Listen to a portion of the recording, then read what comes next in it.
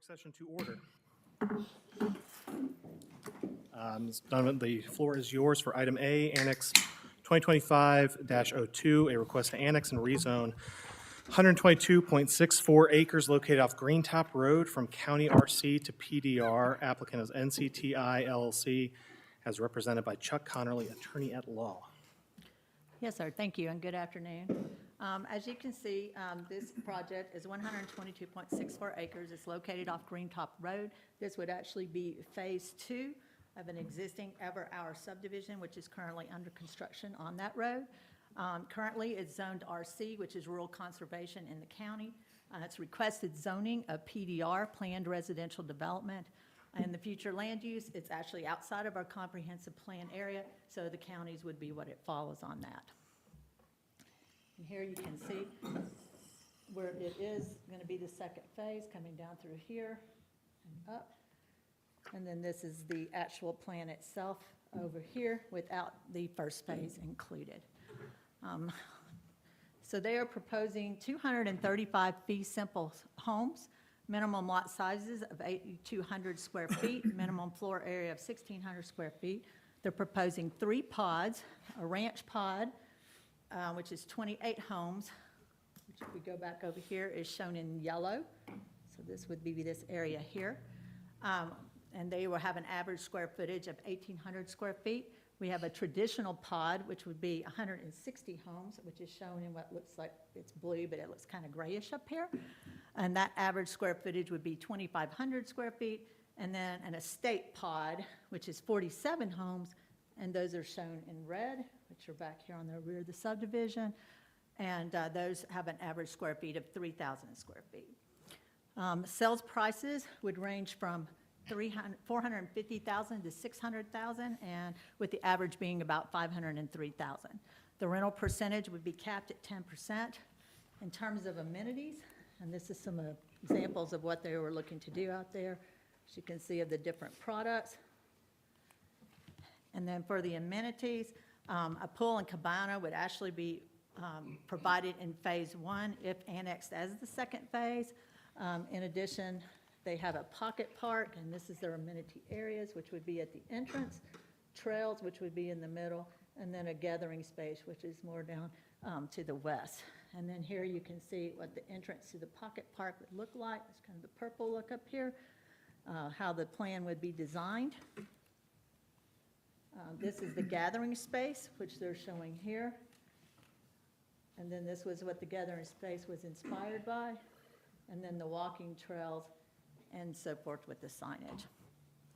In terms of background, back in 2015, this actually came before council for consideration, but that request was withdrawn. At that time, they were asking 184 units, which would have been RS20 zoning designation and 1.5 units per acre. They were asking for RS15, but agreed to do 184 units, which was the RS20.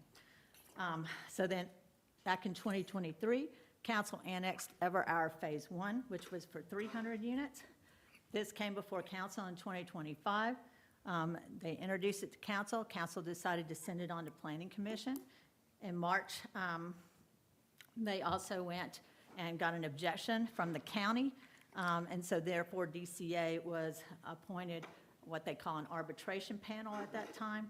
We also sent it to Three Rivers and Department of Community Affairs as a DRI, because when you combine the 2 phases themselves, they'll exceed the 400 unit, because the first phase had 300, this one has 235.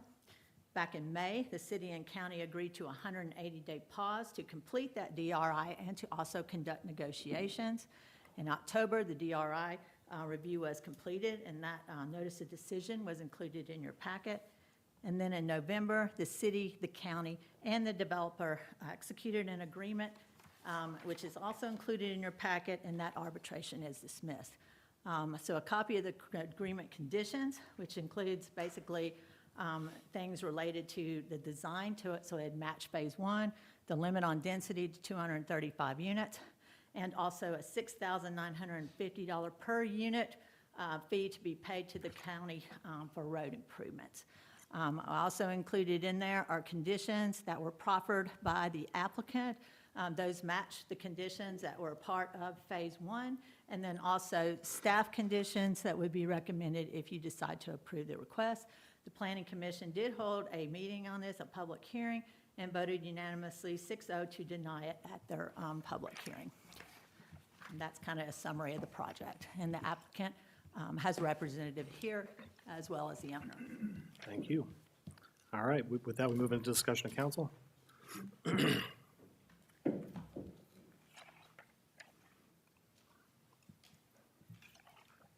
There's a lot to, well, we're discussing. If we have any questions, we'll ask it, but, oh yeah, no, you can stand up there. We'll very likely have at least a couple questions.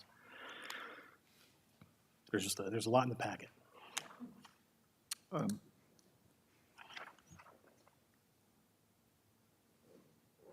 Excuse me if I'm a little slow here, but, so the county and the city are in agreement with this, and the agreement between the county and the city is okey-dokey for 235 homes. Is that correct? And no opposition from the county and annexation? Is that, my understanding, all that correct? So, as I said, the county objected to the density as also to traffic. So as part of that, they had to have a negotiation. Correct. That the city, the county, and the applicant are a part of. And so what they do at that point in time is they negotiate out an agreement. It does not mean you all have to annex the property, but it is the least you have to do if you decide to annex the property, and that's what it is. And with that, the county withdrew their objection, and so the arbitration ended. It's a lot to unpack. So basically, they drew the box into which they would agree to, and that we cannot go outside of that box, but we can certainly go You less than could that add box. more conditions to it, but that is, the most you could do is give on 235 units. Most they can do, and again, okay with the annexation, there'd be no conflict with annexation as long as we stayed within the parameters of this of the conditions. Is that, Yes. I want to make sure I'm understanding this correctly. So the county will All right. not object. But did you know the statute is very vague on this, and we've been through this. Something many is times vague, sure. On this thing, but there is a provision in the statute that, prior to, the actual panel hearing the case, that if the applicant, the city, and the county can agree on certain terms, going forward, then this county may or may not withdraw its objection to the annexation. As we know, there have been infrastructure issues, and density is what the county has always been complaining about. Right. In this particular instance, of course, the city kind of sits back in this with city staff, and we only make sure that they're not agreeing to something that is contrary to what we have in our ordinance. All right, that's basically what we do. Or bind the city. Or, well, and we don't bind the city. You don't bind the city. agreement does not bind the city to annex. It does bind the city, and we adopted that agreement, that if you do annex, then you will not allow them to exceed the density parameter, which is 235. All right, and you will not, at least for 2 years, and you will not, Wait a minute, can I stop you there? any infrastructure. So if the developer says he'll, give $100,000 to redo an intersection, then you adopt that as one of your conditions. But as the city manager said, you can change the thing. You can annex it at a lesser density. You can require something more, but you can't require more or an extraction if it's outside of the city's jurisdiction. So, you're kind of bound by whatever number they came up with before. Okay. On the other. Now, again, you're not obligated to annex, but if you do, you can add your additional conditions, and I think there are some proper conditions.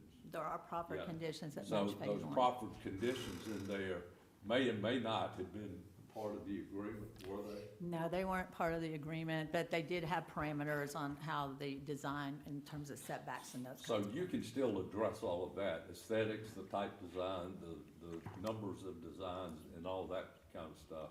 It's just the density and any contribution to infrastructure. Okay, and those proffered conditions are in here, I'm just reading through here real quickly. Yes, sir, both the Right. conditions that were part of the agreement and the proper conditions, as well as staff's recommended conditions, if Yeah, it's y'all on page decide. 9 and page 10 and 11, it looks like. Okay, thank you. You're welcome. Mr. Donovan, I've got a question. Yes. The $6,950 per lot that goes to the county, do we have any timeline on when they would do those improvements, if and when, ever? Not that I've been told, sir. We could make a stipulation that the improvements are required first before land disturbance is issued. It's, go ahead. I believe what Councilman Thomason was talking about was that the developer has agreed to pay a certain price per lot to the county, so that the county would do certain infrastructure improvements. I defer to Mr. Sears, but I don't believe this body can bind the county commissioners on the timing of delivery of an infrastructure improvement project. That's correct. That's what I said. You can't condition on anything that's outside your jurisdiction. Yeah. And all three, the $6,950 go to are outside our current city limits. Okay, got it, thank you.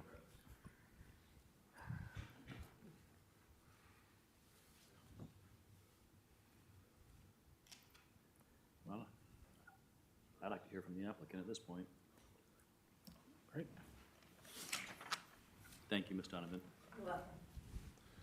Good afternoon, Mayor Shepherd, members of the City Council. My name is Chuck Connerly, and I represent the Pulte Group, which is the developer of the property, as well as the property owner applicant, NCTI LLC.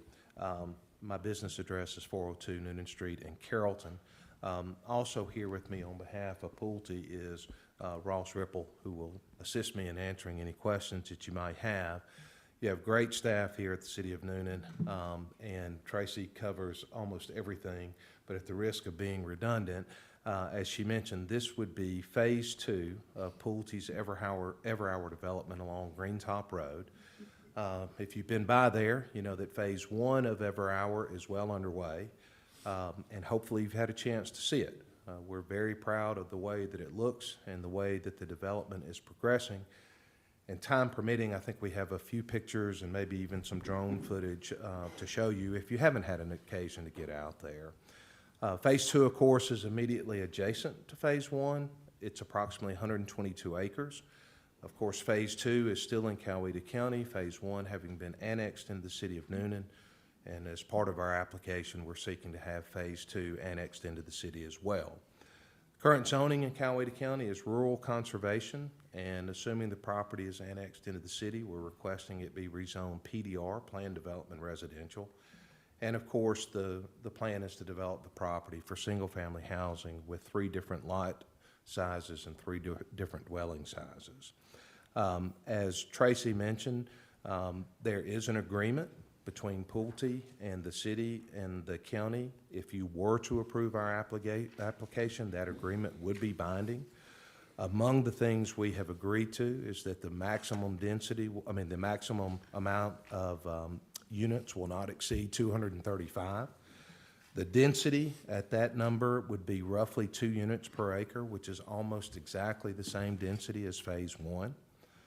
The minimum lot size is 8,200 square feet. There are a number of lots that are larger than that, but the average lot size would be around 9,600 square feet, so a little bit less than a quarter acre or so. Home sizes would range from 1,800 square feet to 3,000 square feet, and we anticipate prices being ranging anywhere from the low 400s to the low 600s. Tracy mentioned that there are 3 pods. There's the ranch pod, which would consist of the houses in the 1,800 square feet range. There's the traditional pod, which consists of houses in the 2,500 square foot range. And then there's what we refer to as the estate pod, which are houses in the 3,000 square foot range. The reason for that is in other jurisdictions, Pulte has begun developments like this that have frankly been well received. And the idea is to hopefully create a sense of community out there and to provide a situation where people, for example, want to stay there. And so perhaps they buy an entry-level home and after a while want to move into a larger home. After a while, maybe want to move into an even larger home. Or, depending on stage of life, maybe they want to have something that is, smaller and less to maintain. But the idea is to create a sense of community so that people who want to stay in the community have options to do so.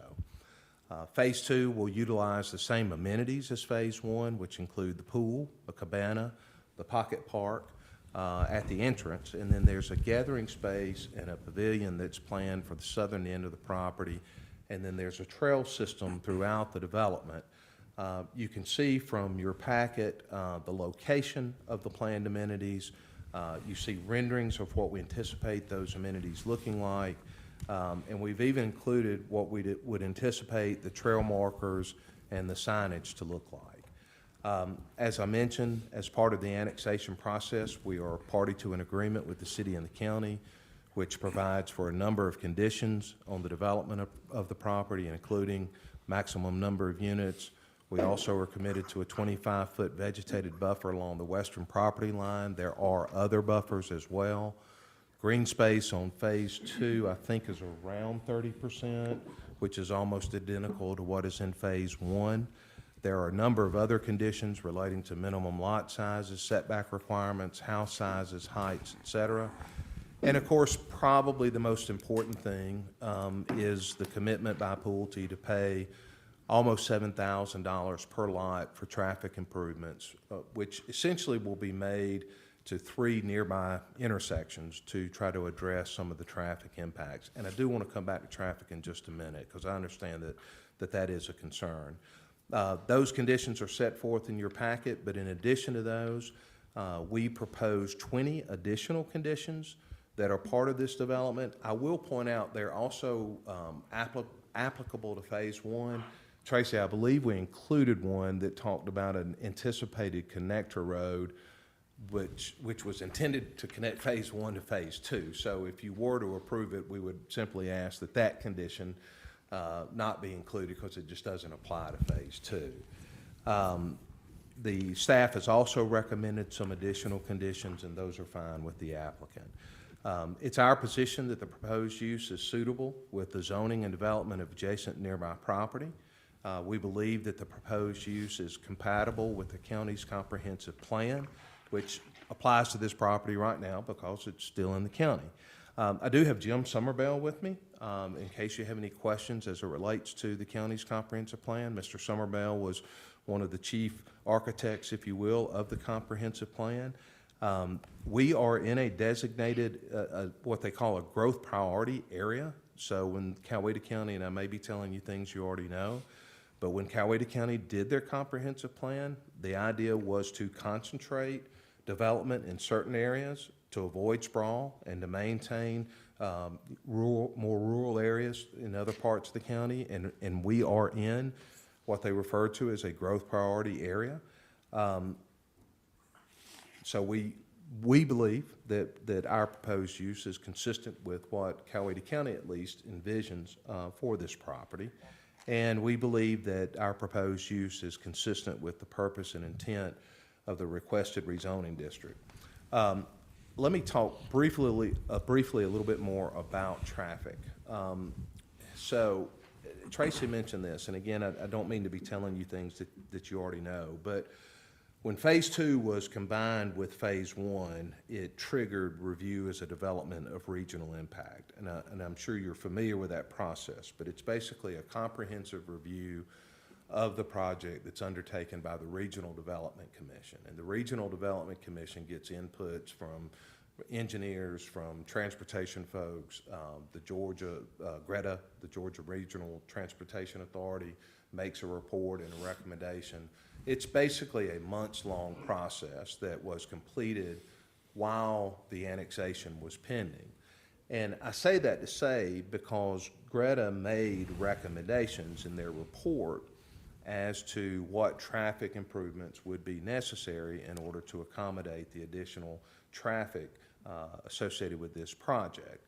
And so again, I say all that to say that the traffic issue has already been studied extensively, and the remedy has already been proposed by Greta. And so our part of that, frankly, is just simply to contribute money towards the improvements of, again, primarily those, 3 intersections that are going to be most impacted by this. Ross is here with me. We're happy to answer any questions you may have.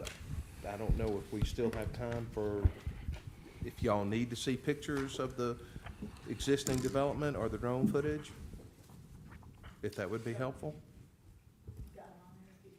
You'll have to show me how to operate.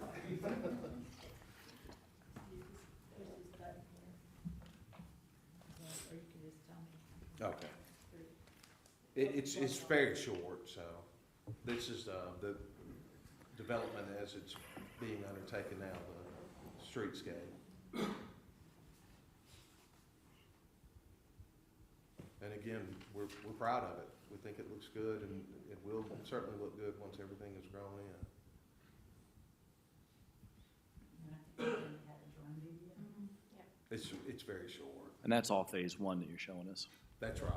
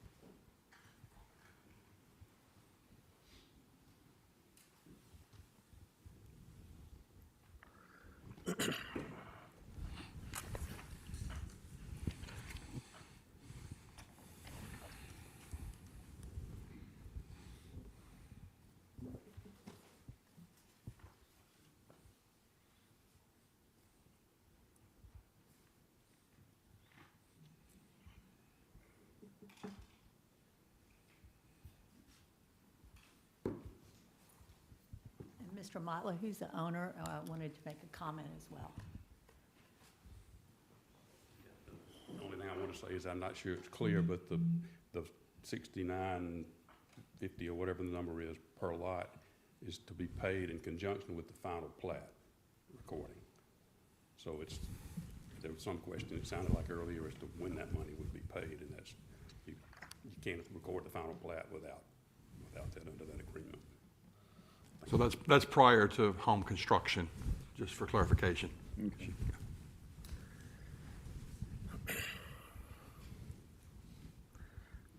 So I've got a question. If this is in line with the county's growth plan and within line with the county, why are we talking about annexing?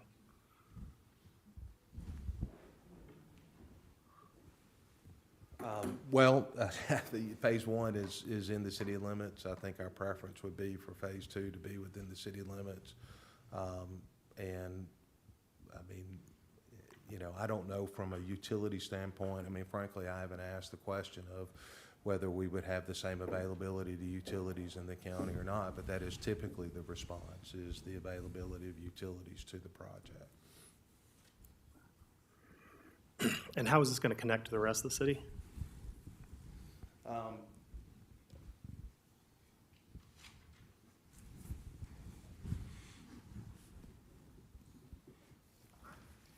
So one of the intersections that's, subject to the improvements would be the intersection of Green Top Road and Highway 29. So along Highway 29 would be obviously access to the city. Going the other direction, one of the intersections that's, again, subject to the improvements is the intersection of Green Top and Herring Road. And then further down Herring Road, a good distance from the project, the third intersection that is one of the intersections to be improved is the intersection of Herring Road and Bledsoe. But it wouldn't connect to any city sidewalks. I'm not aware of a city sidewalk that's in that area. Probably only connected phase one of the Pepper Hour, which is in the city. What is, Oh, I'm done, yeah. Floor is what yours. is the proposed traffic, new word, mitigating the pain? What are you looking to do, a roundabout or on Herring Road and Green Top? Yeah, and that would be really a question for the county. Okay, Is so nothing has been reached, it's just, there's plans for that, to alleviate. There will be, Pain of the traffic. you know, some site-specific measures, you know, in terms of the entrances and all to the property, but when they did the traffic study, the primary impacts, and this is pretty typical, were at the intersections. And so these three intersections in particular were the ones that were considered to be the most impacted. The one, Green Top and Herring, and the one, Green Top and Highway 29, of course, kind of flanking the project. And then Herring and Bledsoe being further away. But typically, if there are going to be traffic impacts associated with the development, it's going to be at nearby intersections. I'm not saying that that's the only improvements that Right. will be made in that corridor, but at least in terms of what Greta recommended, that's primarily what their focus was. Okay, thank you. I've got a few questions. The 2015 proposal was 184 units. Now you're increasing it 51 homes to 235. And with that, I'm looking at the various maps. On phase 2, there's numerous more houses closer to the railroad tracks. What is your noise mitigation for that? Your noise abatement? I saw, minimum 10 feet side to side from houses. You're going to sod it. I don't imagine too much is going to grow, though, because there's not a whole lot of sunshine in 10 feet between houses. So that was kind of my question about, the noise on the backside there in the blue-gray section of the proposed area, the southern section down by the railroad. And I'll let you think on that. I have another couple questions. Is phase 1 and phase 2 going to have shared amenities, shared HOA, and all that stuff? It will be all shared. Okay, so phase 1 can use their pool, and phase 2 can go over to phase 1's pool, or whatever amenities were over there? It will be fully integrated. Okay, and one HOA. He needs to come to the microphone. Phase 2, I'm sorry, talk about that. What is, looking at, again, when you pack that many people in that tightly, what are your garages going to be like? Are they two-car garages? Are they the standard One car? second. Before you answer, please come to the microphone, introduce yourself for the record. Yes, sir. Ross Rickle, Pulte Homes. So everything's a minimum 2-car garage. Some 3-car garage will be offered on our 48-foot house, but it'll be a mixture of 40-foot ranches and 2-story, as well as a 48-foot ranch and a 48-foot 2-story product offering. So, but again, minimum 2-car garage. Is that the standard, what's the standard, 18 feet width? I want to say that's bare minimum, but I think our garages are wider than that. 22. Okay, I fit the definitely 2-car, appreciate it. yeah. I think anybody appreciates that, because it's really a Yes. car and a half. Yes. A car and barely a motorcycle. That's right. And those are, just to clarify, those are old renderings. I believe this gentleman in front of me actually had the newer set, which are more of like a rustic farmhouse look. So I don't know what packet he's looking at compared to that, but those are old renderings, just to clarify. Okay, so the newer ones are actually in your packet. I'm in the packet, that's what he's seeing me look at. So they'll blend with phase 1-ish? Yeah, and so everything we're doing that will be deployed in phase 1 will be deployed in phase 2. But given that that would be over 500 units, there's a good chance somewhere along the way we'll come up with some refreshed renderings along the way. But those are what we plan to deploy, is the gentleman in front of me looking at. Yeah. We can distribute that. No, we've got them in as front of needed. us. Okay, cool.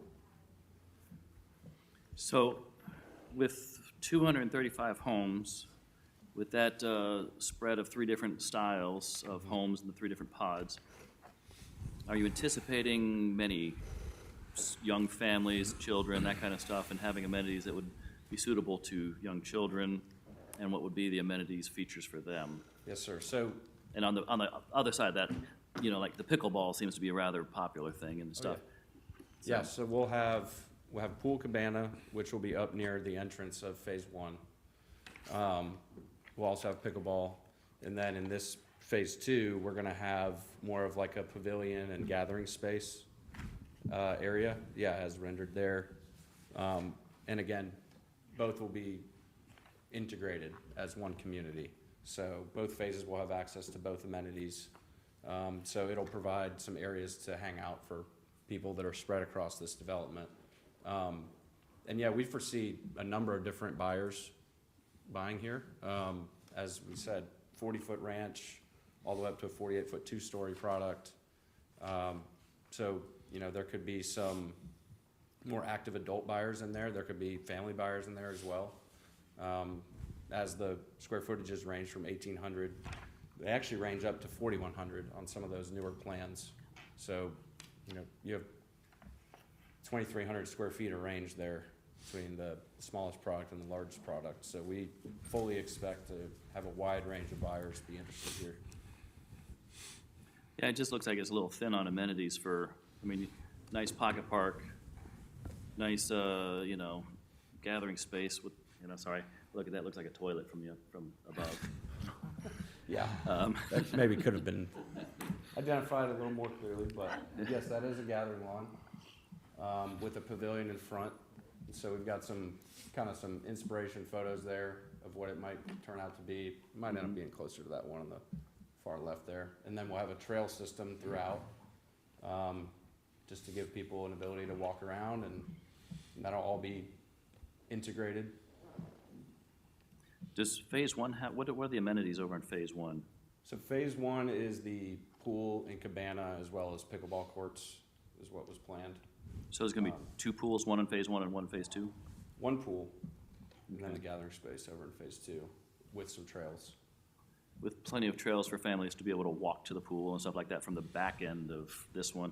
And again, because this is kind of a little bit separated from the rest of the city, the way it is. I mean, the only thing that connects it really is the railroad tracks. There's no crossing, there's no pedestrian crossing over the railroad tracks. So this is stuff that came up the first time it came around years ago.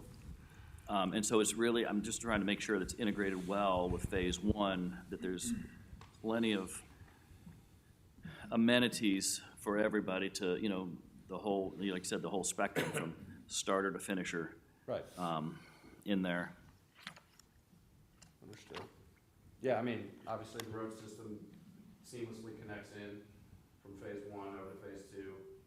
You know, obviously people are gonna make the decision on their own of whether they wanna walk to the pool or not, but we'll have parking, and there's spaces throughout the community that have that. And then, you know, not everyone's gonna wanna use the pool. There's obviously a buyer for that, but we feel like overall, you know, despite the size, we do think there's gonna be usage of all the different types of amenities from the range of buyers that we have.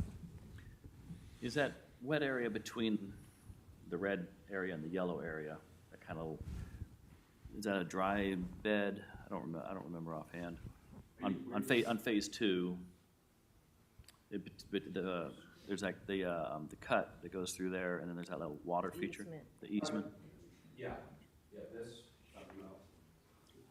This right here? Yes. Talking about the That's easement. a water feature, it's a wetland. So there's really nothing that connects the red area to the rest of the whole development, except for going through the road, going through phase one down the road and cutting back over. This short stretch of road right here. Mm-hmm. Yep, and that will connect out, so I mean. But then that doesn't connect at all down below that through that water feature, that easement to get down to the yellow and bluish gray areas. No, they would have to just cut back and hang a right, but they do have access out. So, I mean, obviously, we'll have 4 entrances onto Green Top once that phase is completed. So everyone's gonna have a good flow, and won't get too congested throughout the community. But, this part of phase 2 would actually be fairly close to that, I think, versus people having to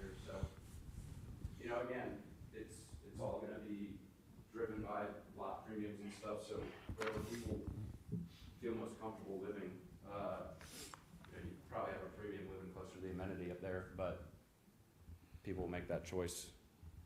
Mm-hmm. I have a question. Yeah. What's that setback on the side? Because I'm seeing that existing neighborhood right there in the county. Yeah. I need to get my phone so I can zoom in on that. For this is 5 feet.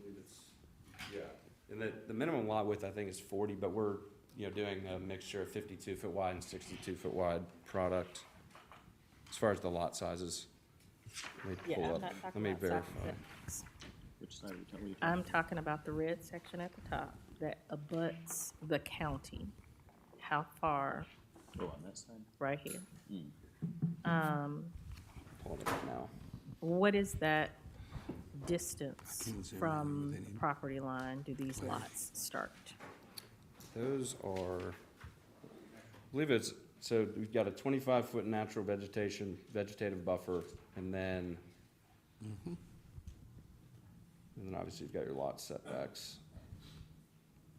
Trying to find where it says the actual space between those two. Yeah, on your, On the southern boundary, phase 2. no, it is the The western. western boundary between the neighborhood that exists in the Yeah. county already Mm-hmm. and the proposed development. That looks to be.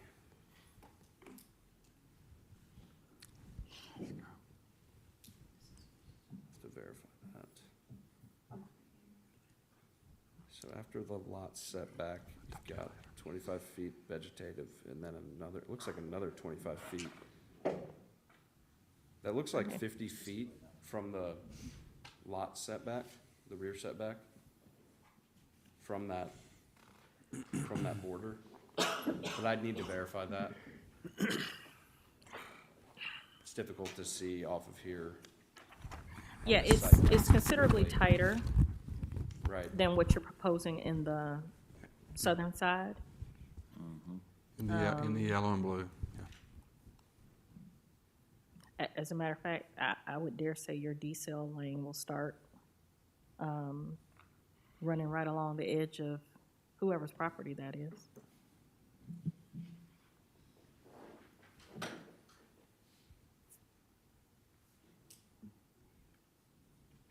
And it's kind of the same condition at the top too, but that one looks a little bit larger than the one at the bottom, or the east looks a little bit larger than the one on the west. To me, it looks like your proffered condition number 17, there'll be a 20-foot natural vegetated buffer around the perimeter of the site. So you're gonna have to have minimum 20 feet buffer to that property line. yeah, So which what I I'm trying to do think is that looks to be the verify case here. that that's what it is, Yeah. 'cause it looks awfully tight. Let me, if you don't mind, I'll get with our development team just to confirm those numbers. It kind of western boundary, the agreement says 25 foot vegetative buffer along the western property. So that, for that boundary, they would have to be 25 feet. And that's property line, not to the back of the house. It says a 25 foot vegetative buffer along the western property line. Okay. How many feet was that? 20? 20. 25. 25. 20 around the rest of the boundary.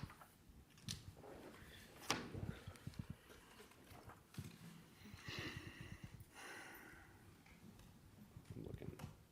Over here. But the, Page okay, 3. per the annexation agreement, which was with the county, the city, and the developer, it's a 25-foot vegetative buffer along the western property line.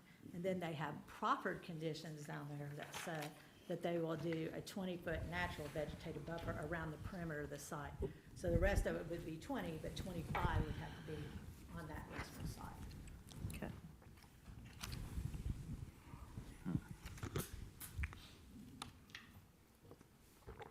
Are there sidewalks and streetlights internal to the existing and Phase 2 developments? I believe so. When I was in there today, we had sidewalks off of the main entrance going up through, so I need to, There's sidewalk verify everywhere, that. Yeah, both sides of the street throughout, complete on every public road. yeah. Yeah, when I zoom in, I can see that they have it. It's just hard to, yeah, it's hard to see on this site plan. If you could zoom in, you can see the speckled area that reflects the sidewalk throughout.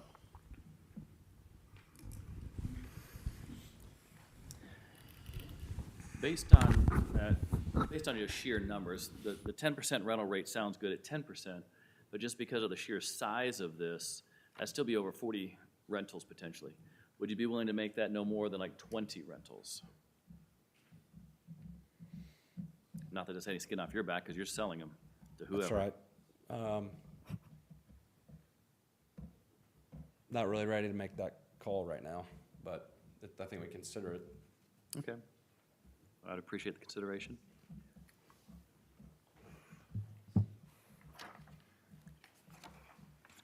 Any further discussion?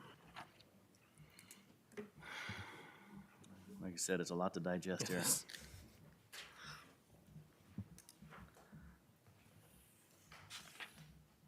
What were, if I might ask, this might be from Ms. Donovan, what were some of the primary objections at the Planning Commission?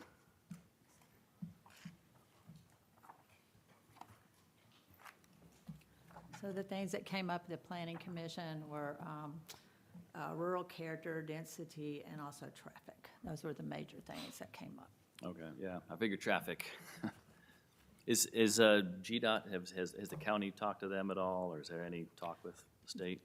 The state, GDOT, and the county were all part of that DRI process, so they're all aware of the notice of decision that's in your packet. Yeah.